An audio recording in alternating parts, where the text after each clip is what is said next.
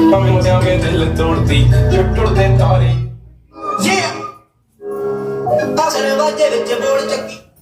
Hello Ram Ram ji, good evening. कैसे हैं आप सब? वेलकम है आप सबका साधना रियल ब्लॉग चैनल में। आई होप फ्रेंड्स आप सब अच्छे होंगे। शाम का टाइम है, ब्लॉग स्टार्ट हो रहा है। आप सब बने रहिएगा, पूरा देखिएगा।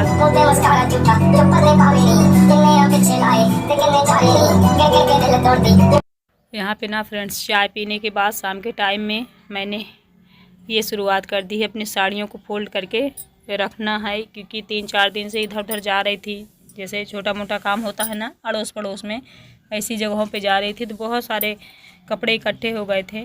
ऐसे कपड़े जिन्हें हम डेली यूज नहीं करते हैं, तो वही सारा मैं फ़ोल्ड करके रख दे रही हूँ। और साड़ियाँ भी मेरे घर में अब कम हो गई हैं फ्रेंड्स, जानते हो क्यों?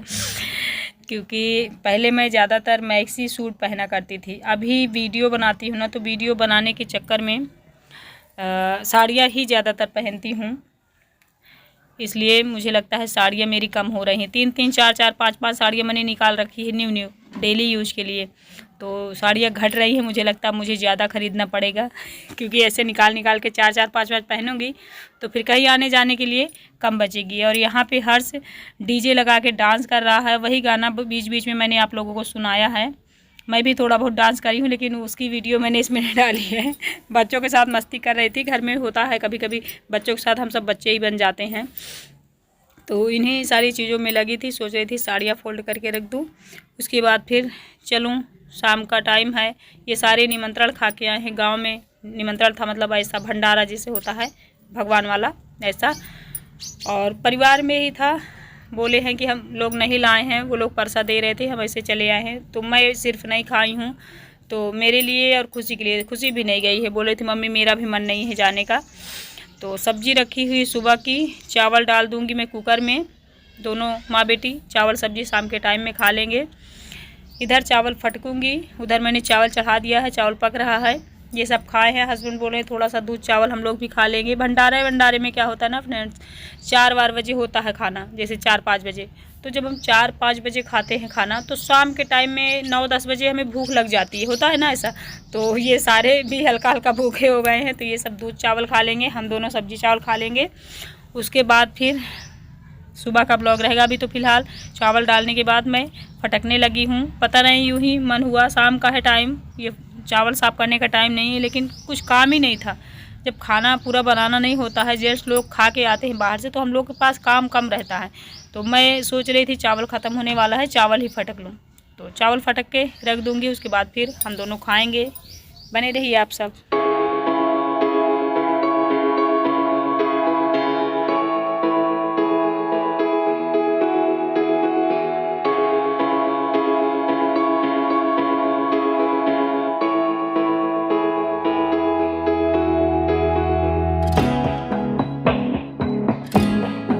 और एक मेरी व्यूवर्स हैं, अक्सर मेरा वीडियो देखती हैं, कमेंट भी करती हैं। अक्सर देखती हैं इसलिए कहती हूँ क्योंकि उनके कमेंट आते रहते हैं।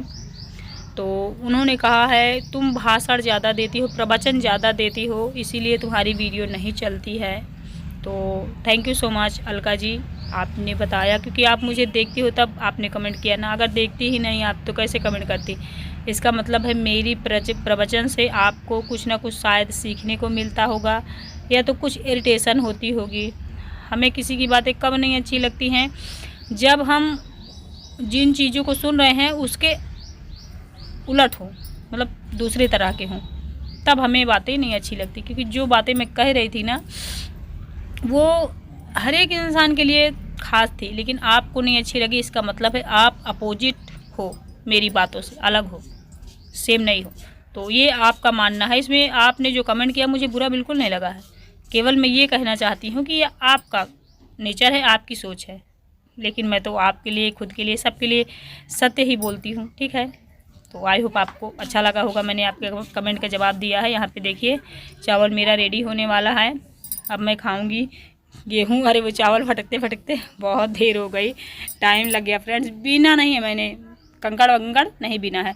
जब डालूंगी चावल, जिस दिन मतलब बनाया करूँगी, तब बीन लूँगी। कम से कम साफ़ तो हो गया है, नहीं डेली कचरा होता था।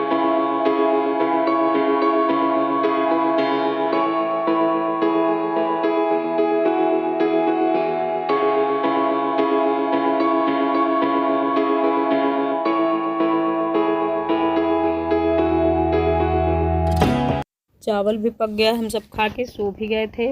इन लोगों को मैंने दूध चावल दे दिया था, हम खुशी सब्जी चावल खाए हैं। फिर देखिए सुबह का टाइम हो गया है, मॉर्निंग का। आज जो स्वेटर मैंने पहन रखा था, जब से आप लोग ब्लॉग देख रहे हो, हस्बैंड का था। कह रहे थे मेरा स्वेटर पहन के चावल और फटक रही हो।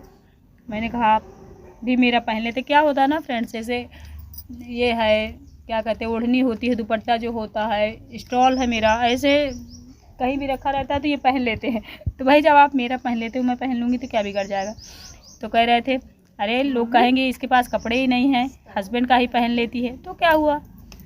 तो भाई मैंने उतारा ही नहीं। मैंने कहा नहीं भाई मैं इसे उतारूँगी ही नहीं, इसी में मैं बर्तन धुलूँगी, झाड़ू लगाऊँगी, पोछा लगाऊँगी, सारा काम इसी में करूँगी, फिर धुल के डालूँगी। तो ये कुछ हाल हुआ है। और ये स्वेटर मुझे जानते हो कि इतना अच्छा लग रहा था, एकदम हल्का सा है, कंफर्टेबल था। तो बस इसी को पहन ली हूँ। उठ के मैंने चाय पिया है, चाय पीने के बाद बर्तन इधर रखी हूँ।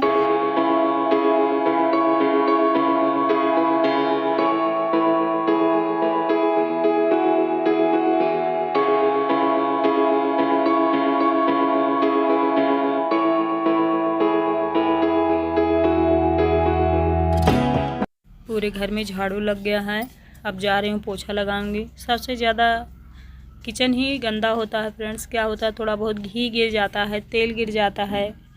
और लाइजॉल मैंने मंगा के रखा था धुलने के लिए, ख़ास तौर पर गैस और किचन, तो वो ख़त्म हो गया है। डिटर्जेंट से बिल्कुल से नहीं छूटता है कि आप एकदम से छुटा लो, जो नीचे चिपका चिपका लगता है ना वो। और तो इसलिए बस ऐसे ही धुल ले रही हूँ। डिटर्जेंट डालती हूँ ना तो बहुत चिकना हो जाता है और ज़्यादा चिपक जाता है, नहीं एकदम साफ़ होता।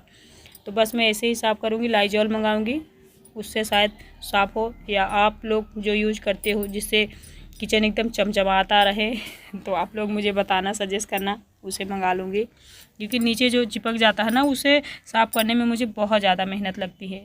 गैस चूल्हे में तो कोई दिक्कत नहीं होती है, उसे किसी तरह हम रगड़ वगड़ के साफ़ कर लेते हैं। सारी दिक्कत ज़मीन में होती है, जो चिपक जाता है, अजीब सा लगता है। तो आज मैंने सोचा थोड़ा सा क्लीनिंग वीडियो ही डाल दूँ। कल भी मेरा ब्लॉग नहीं गया है, बस मेरा एडिट करने का मन नहीं था।